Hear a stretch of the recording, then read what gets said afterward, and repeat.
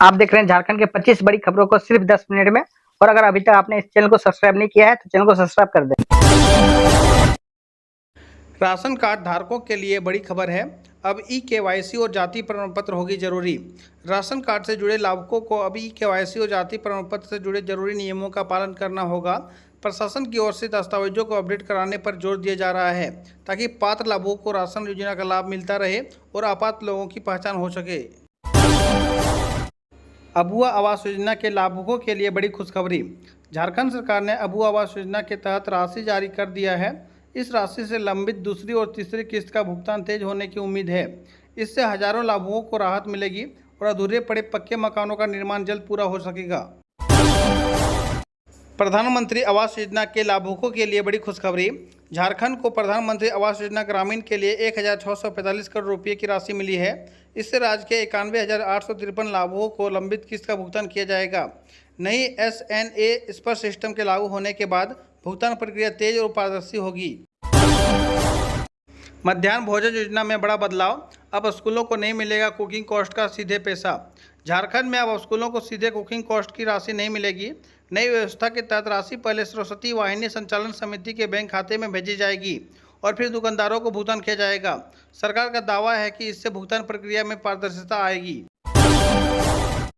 मैया सम्मान योजना में बड़ा फर्जीवाड़ा। सरकारी कर्मचारियों की पत्नियां भी ले रही थी योजना का लाभ।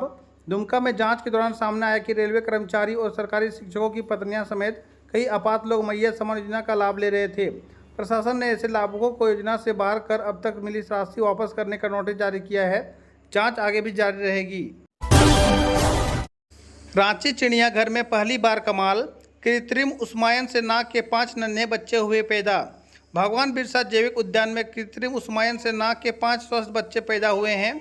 नाग के अंडों को करीब 70 दिनों तक नियंत्रित तापमान और नमी में रखा गया था। इसके अलावा सैंड बोआ के 8 बच्चे भी जन्मे हैं। सभी नवजात सांपों को विशेषज्ञों की निगरानी में रखा गया है। झारखंड में पेड़ लगाइए और हर महीने पाइए 5 यूनिट तक मुफ्त बिजली। राज्य सरकार की पहल के तहत एक पेड़ लगाने और उसकी देखभाल करने पर हर महीने 5 यूनिट तक मुफ्त बिजली देने की योजना बताई गई है। इसका उद्देश्य शहरी क्षेत्रों में हरियाली बढ़ाना और लोगों को पौधारोपण के लिए प्रोत्साहित करना है। प्रधानमंत्री किसान योजना की राशि बढ़ने की उम्मीद को बड़ा झटका। किसानों को अब भी मिलेंगे सालाना 6,000 रुपये। किसानों को उम्मीद थी कि प्रधानमंत्री किसान योजना की सालाना सहायता राशि 6,000 से बढ़ाई जाएगी, लेकिन लोकसभा में कृषि मंत्री शिवराज सिंह चौहान ने बताया कि फिलहाल राशि बढ़ाने की कोई प्रस्ताव नहीं है।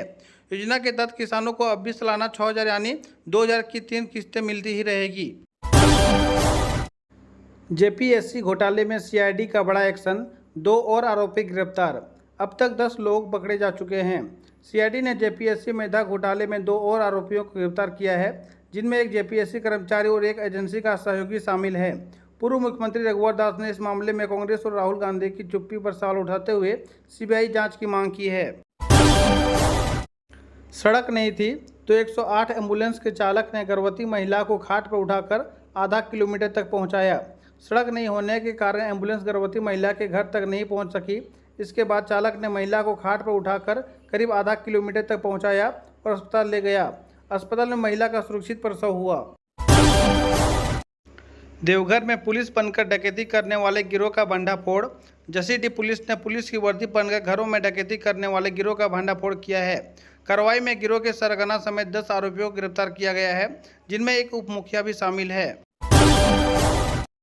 इंस्टाग्राम के प्यार में अंधी हुई 7 बच्चों की मां। आशिक के साथ भागी बरेली। पुलिस ने वापस कर लौटाया। हनवारा थाना क्षेत्र के नौरनी गांव की 40 वर्षीय नूरजहां बेगम इंस्टाग्राम में प्यार के चक्कर में पड़कर फरार हो गई है।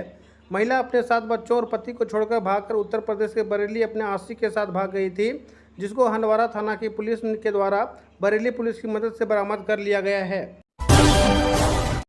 प्रेमिका से मिलने पहुंचा युवक। लड़की के पिता ने डकैत समझकर चला दी गोली।